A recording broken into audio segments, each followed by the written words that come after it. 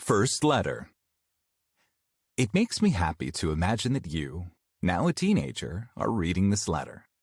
While I know that sitting next to you and reading it together would be embarrassing, when I wrote it, I thought it was fine. Adding another layer to any awkwardness is now that a lot of time has passed, and I am afraid that the world will change and the content will become meaningless. Still, I thought I knew what you were thinking when you were a child. To tell you the truth, even as I am writing this letter, you and I are playing together while preparing for your bunny doll's birthday party. Now, when you're reading this letter, you may be a teenager and not want to talk about your bunny doll's birthday anymore. But I'm curious about what you're concerned about as a teenager. Of course, if I wait until we can have this conversation, I'll know.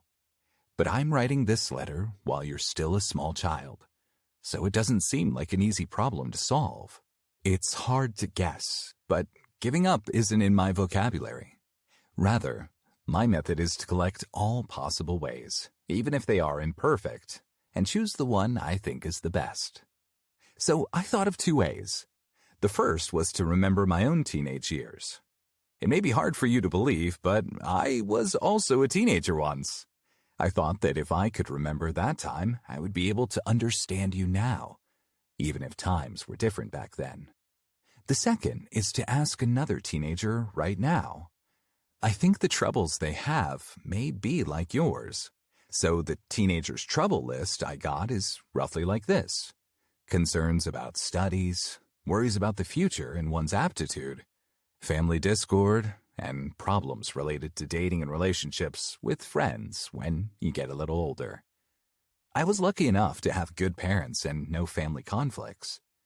There were times when it was difficult financially, but it was never that serious. A family eating instant noodles every day may be a great misfortune for some, but it doesn't matter at all in a harmonious family.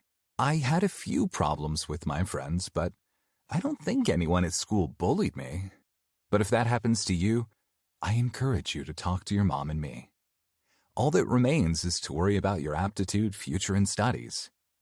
And I think we can talk about these topics. Education, aptitudes, and college major choices are all related. But I wonder if I should even talk about them without it sounding like nagging. Still, I decided to talk about it because I remember I had similar concerns when I was young. But don't worry, I'll get into this in the next letter. Talk soon, my dear.